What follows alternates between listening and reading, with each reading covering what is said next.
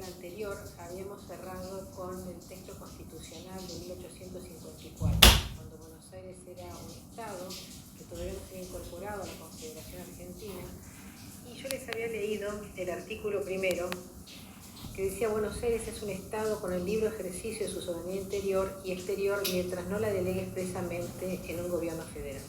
Pues bien, el artículo primero de la Constitución de 1873 dice: la provincia de Buenos Aires, como parte integrante de la República Argentina, constituida bajo la forma representativa, republicana, federal, tiene el libre ejercicio de todos los poderes y derechos que por la Constitución Nacional no hayan sido delegados en el gobierno de la nación.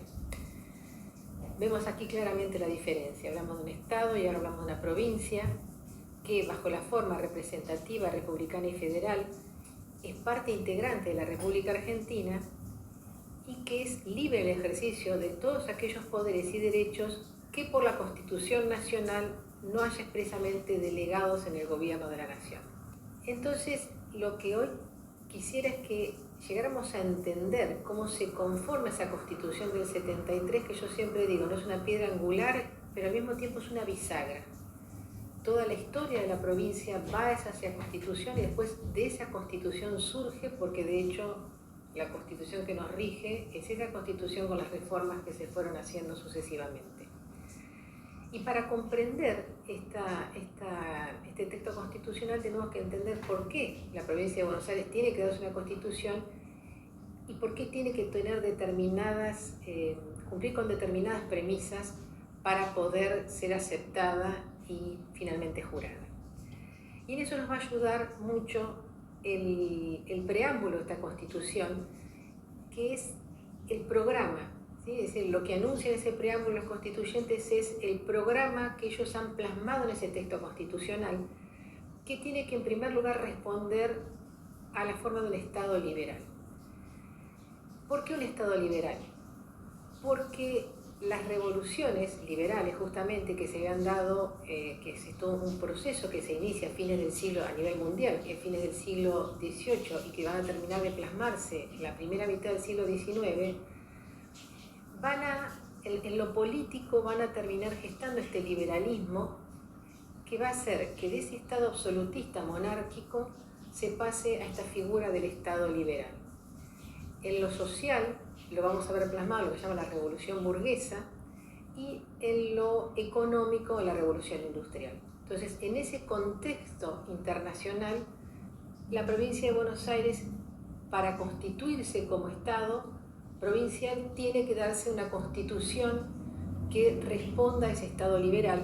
Y ese Estado liberal, para ser acorde, es decir, para estar en consonancia con las premisas del Estado liberal, básicamente lo que tiene que respetar es la soberanía popular. Hay un libro muy interesante que se llama La invención del pueblo, ¿no? Ya no va a ser, es decir, el soberano ya no es el monarca del Estado absolutista, sino que va a ser el pueblo. En segundo lugar, la división tripartita del poder público, el cumplimiento del principio de legalidad, es decir, ya no va a ser la costumbre la que rija esa sociedad, sino va a ser una ley escrita, y la idea de la igualdad formal.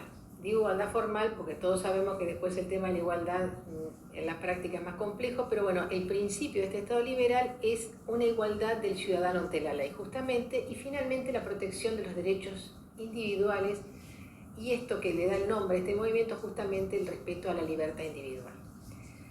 Y como les decía, este Estado liberal, después la forma de gobierno que tome, es decir, puede ser distinta. Tenemos, por ejemplo, la monarquía constitucional, que es lo que conocemos de la Constitución de Cádiz, que ustedes española de 1812, la Constitución gaditana.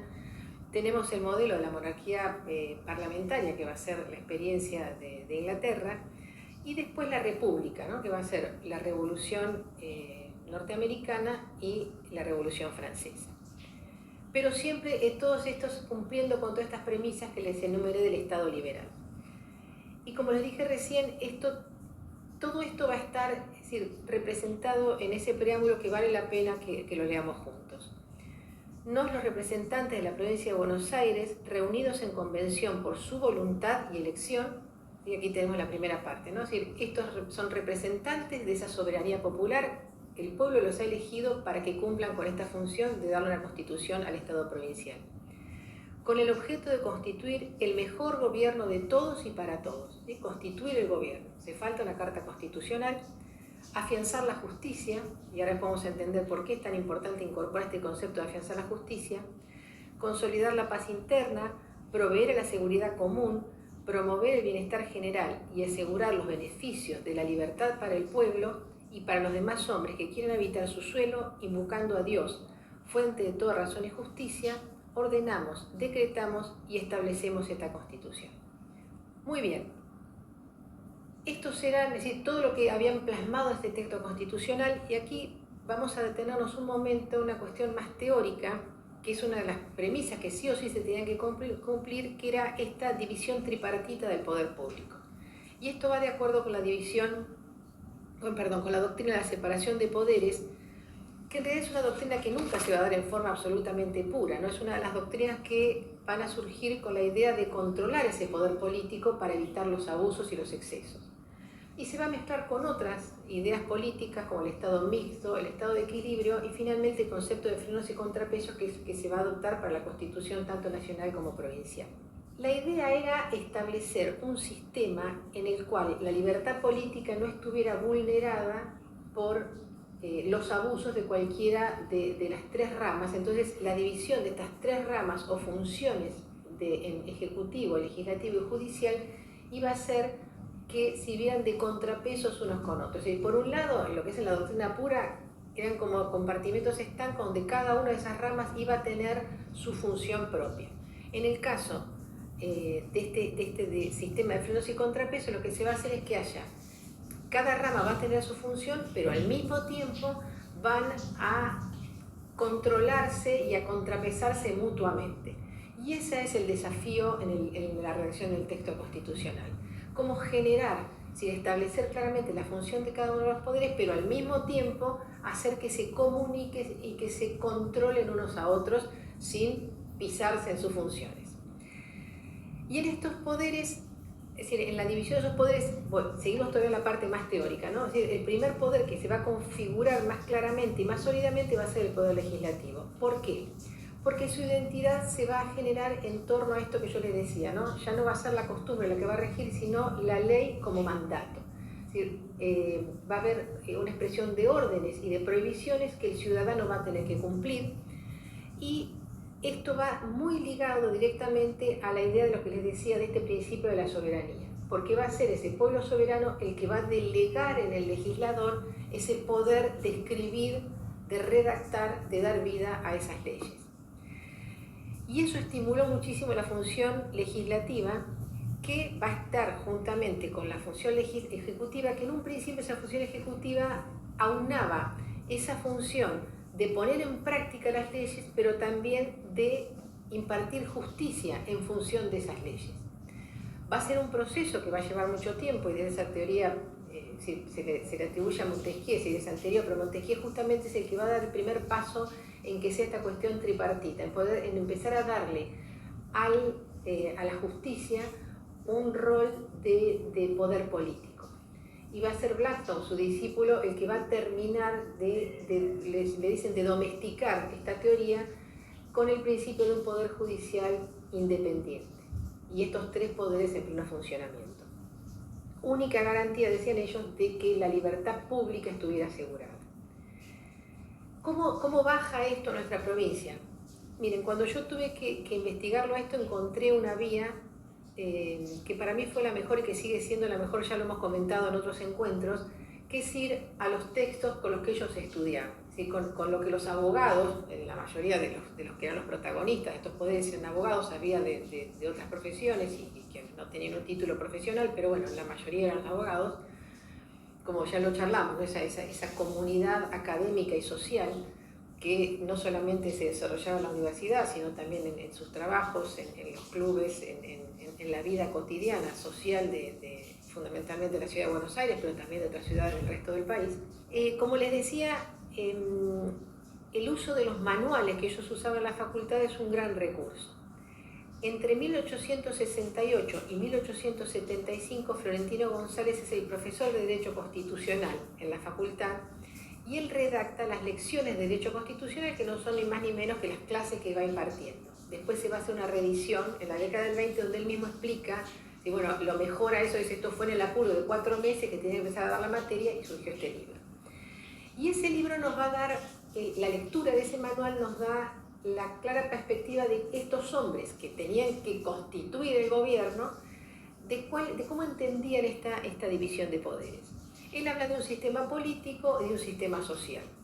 Y después, bueno, hace toda una explicación que tiene que ver con esto que les dije antes, ¿no? Del sistema europeo, del sistema norteamericano, pero básicamente a nosotros lo que más nos interesa en este momento para comprender el proceso constitucional es en qué hace hincapié, es decir, cómo entiende él esta cuestión de constituir el gobierno. En primer lugar, él dice que había que dividir el gobierno en un gobierno estatal y un gobierno local. Ese gobierno estatal es ese gobierno nacional y después los gobiernos provinciales y bajándolo después a la esfera municipal.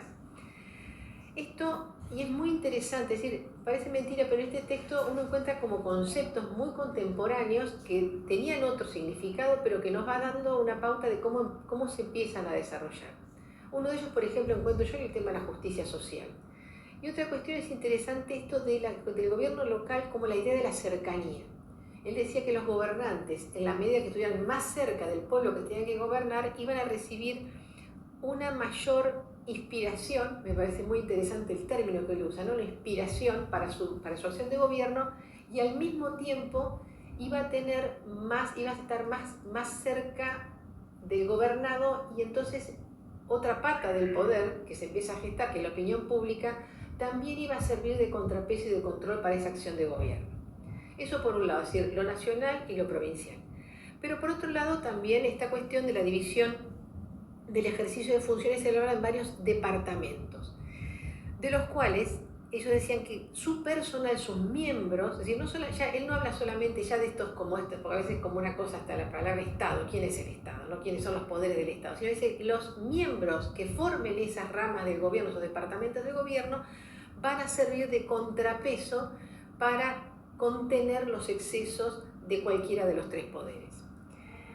Y eso va a generar un sistema que para mí es muy interesante y que lamentablemente hoy no se tiene tan claro. Él habla de responsabilidades, y yo después en otras lecturas, especialmente de Antonio Malaver, que ya se los he nombrado varias veces, a mí me gusta hablar de garantías, ¿sí? De garantías para el ciudadano, pero garantías también de aquel que tiene que ejercer una función en ese gobierno, en ese estado provincial. Y él, una cosa muy interesante, describe cada uno de los poderes. Le va a dar una gran importancia a esta cuestión que les decía, ¿no? de una justicia útil y necesaria que justamente sea la garante de esos derechos individuales, y él hace hincapié en dos derechos, ¿no? El derecho a la seguridad individual y la propiedad, otro gran tema que empieza a gestarse en estos años. Y entonces él asegura que hasta tanto la justicia no sea un poder político, un poder del Estado, como él es un gran admirador del modelo norteamericano, como pasaba en ese momento, él lo observaba en Estados Unidos, no iba a ser realmente una garante de esos derechos individuales, iba a seguir siendo una ramificación del gobierno, como originariamente lo que les decía, ¿no? Cuando los poderes primero, el legislativo y el ejecutivo, y al mismo tiempo iba a seguir teniendo esa dependencia enorme del poder político, iba a estar siempre condicionada a ser una función subalterna. Gran tema que nos sigue preocupando hoy muchísimo en nuestro país, en nuestra provincia en particular. Y la otra cuestión que es muy novedosa, se lo digo muy al pasar, pero es muy interesante, él consideraba que estos tres poderes de la doctrina de división de poderes había que agregar un cuarto poder, que era el poder electoral. Decía, si estábamos en un Estado liberal donde el protagonista era esa soberanía popular, tenía que haber un poder que controlara el tema electoral. ¿Por qué? Porque esa soberanía se podía ejercer en forma directa, pero también en forma delegada, a través del voto, y entonces eso también tenía que tener una cuarta pata de poder político que lo controlara. En definitiva, con todo esto que les decía, esta teoría general y esto traído a lo que aprendían los juristas en la facultad y que después van a, obviamente, aplicar, tenemos ya como conformado este contexto donde los presupuestos jurídico-políticos del Estado liberal era un acuerdo entre todos. Es decir, había que hacer la declaración de derechos, una organización tripartita de poderes, contar con una norma superior, que garantizar el principio de legalidad, que era este texto constitucional, y respetar la igualdad ante la ley.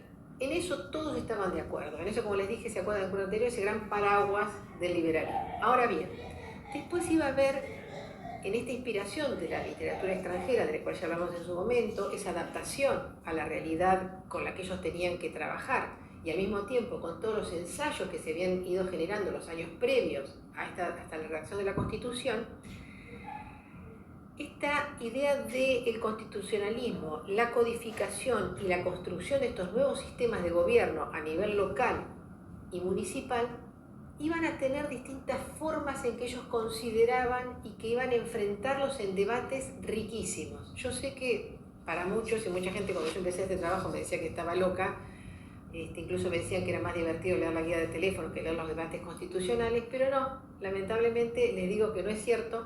La riqueza de estos debates constitucionales no tienen desperdicio, porque eran hombres de una enorme formación que leían la bibliografía en la lengua original y que tenían una larga trayectoria de ejercicio político en tiempos durísimos, ¿no? Cuando se hace una nueva edición en el año 20 de los debates constitucionales que se dan entre el 70 y el 73, en la introducción es muy interesante. Varela, que hace esta edición, dice: se juntaron en el mismo lugar hombres que se habían formado en la prisión, en el exilio o en el gobierno, siempre resistiendo el peso de la tiranía, ¿no? Se está refiriendo a la experiencia rosista. Y en esto vamos a encontrar tres grupos. ¿Sí? Este liberalismo se va a manifestar en tres grupos que van a tener muchísimo que ver después cómo se va a desarrollar la historia después del 80.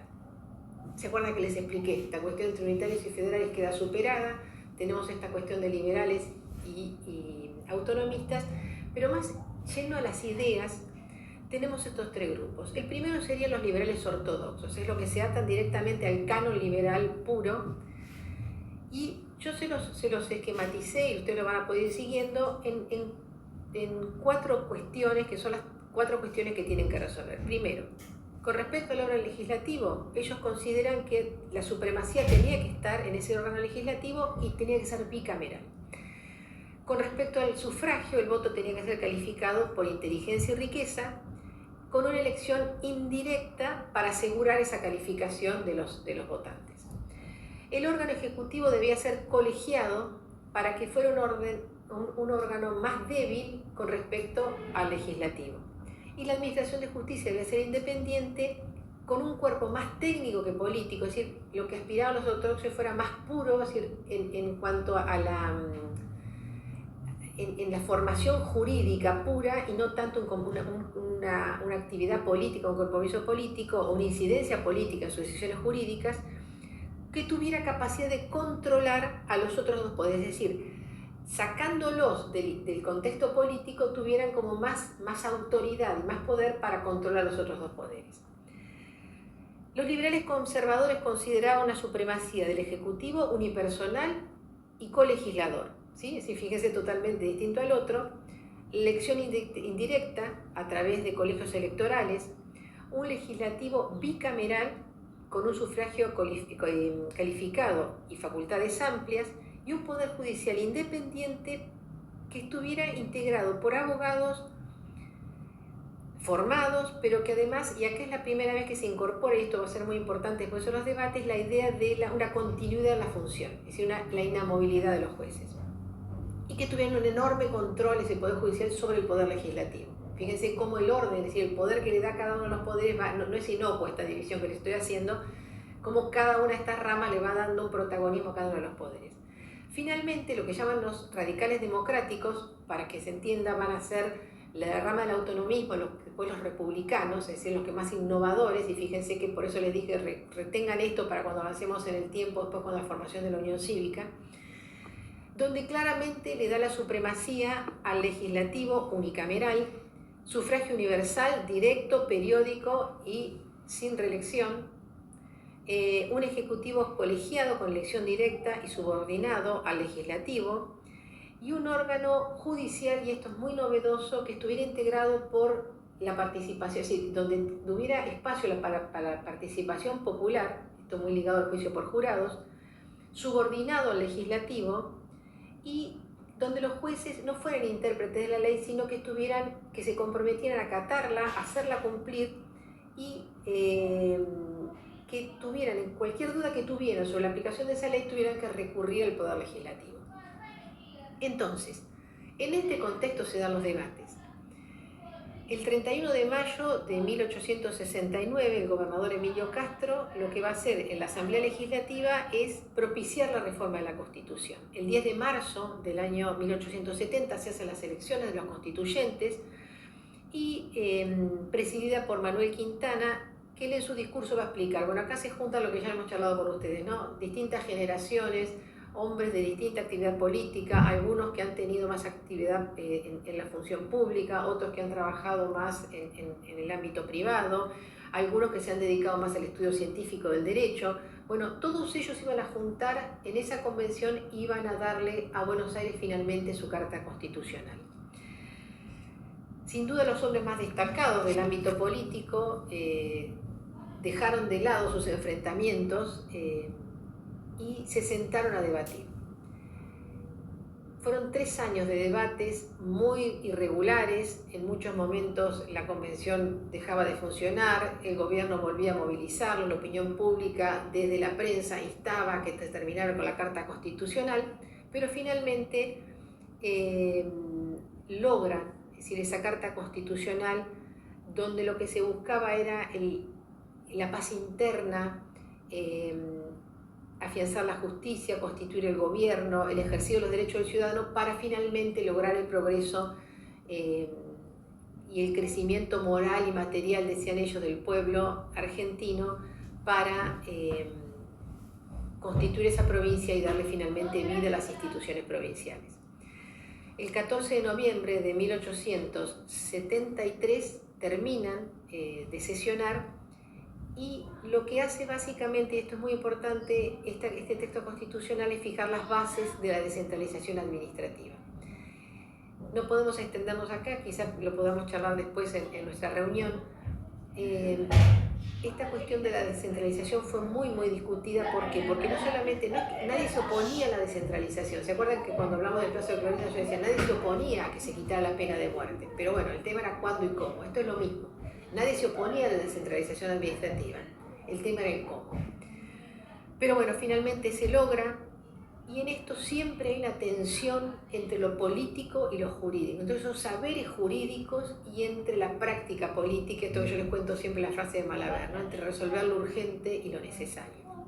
Y una cuestión también muy interesante, lo hablamos ya, si no había partidos políticos, estaban estas líneas de pensamiento, estas líneas de acción política, de cómo llevar el texto de la teoría a la práctica. Por eso estas 3 ramas que yo les conté del liberalismo, y se las describió muy ligeramente, al mismo tiempo sus representantes, y cada uno de ellos tenía un representante más destacado o que lideraba el grupo, al mismo tiempo después, en la práctica, en determinados temas quedaban alineados quizás un liberal ortodoxo con un liberal republicano.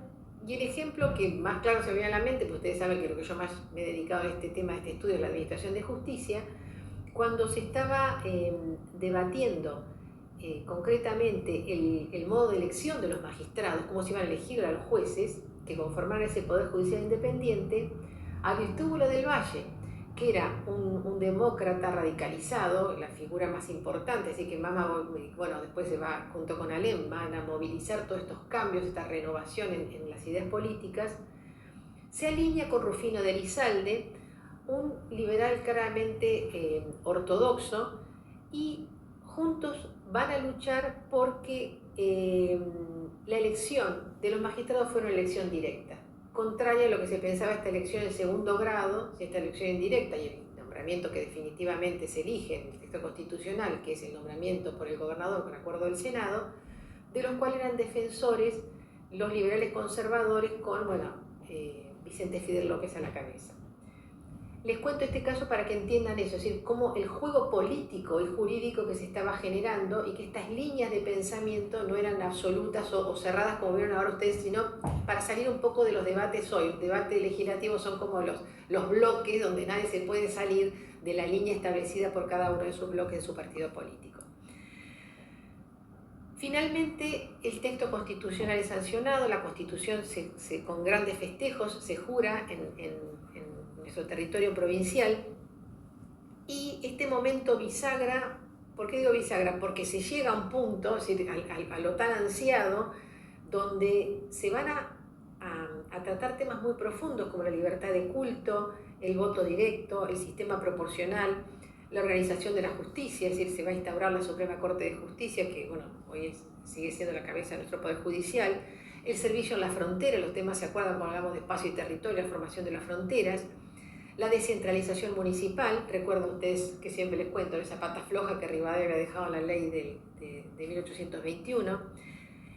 Y el gran avance, un enorme avance en esta Constitución, a veces muy poco conocido, que bueno, quizás algún día le dediquemos un encuentro particular, que es la organización de la educación en cada una de sus instancias. Y el gran avance de otorgar a las universidades la potestad de ser quien sea expida los títulos universitarios. Otra figura importante que va a aparecer, sí que ya va a estar instaurada, constitucionalizada, va a ser la del vicegobernador. Pero bueno, después va a venir el largo trabajo y arduo trabajo en el que iremos ahondando en los próximos encuentros, que es el proceso de codificación, de legislación y de organización de las instituciones provinciales. Así como les comentaba de este manual de Florentino González, Antonio Malaver, cuando se haga cargo de la Cátedra de Derecho Procesal, ya se los contesto pero se los recuerdo, va a escribir el manual para esa materia, que medio manual va a estar dedicado a dar las líneas que él consideraba que debían seguirse para que esa Constitución cobrara vida. Y él decía, una Constitución sin legislar es una Constitución muerta, porque en definitiva todo lo que está en el texto constitucional no se puede llevar a la práctica. Otra gran innovación va a ser el habeas corpus, el principio de inconstitucionalidad, es decir, que toda ley que fuera contraria al texto constitucional iba a poder ser declarado por la Suprema Corte como inconstitucional. La representación política, la figura del contador y del tesorero de la provincia, la elección popular del gobernador, la organización del régimen municipal. Y la otra cuestión interesante es que el texto constitucional deja establecido ya el procedimiento para la reforma constitucional, que también es una gran innovación. Entonces, esta Constitución con 256 artículos y 9 secciones, Declaración de Derechos y Garantías, régimen electoral, poder legislativo, poder ejecutivo, poder judicial, régimen municipal, educación pública, reforma de la Constitución y disposiciones transitorias, finalmente va a ser sancionada y jurada.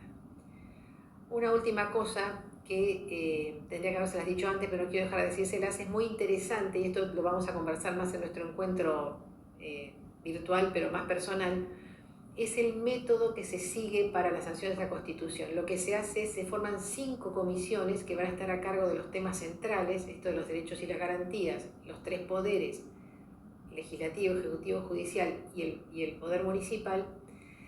Van a sesionar con juristas, pero eminencias jurídicas, van a trabajar en esas comisiones, después el trabajo de esas 5 comisiones va a ir a una comisión central que va a redactar el texto de la Constitución sobre el que se va a discutir.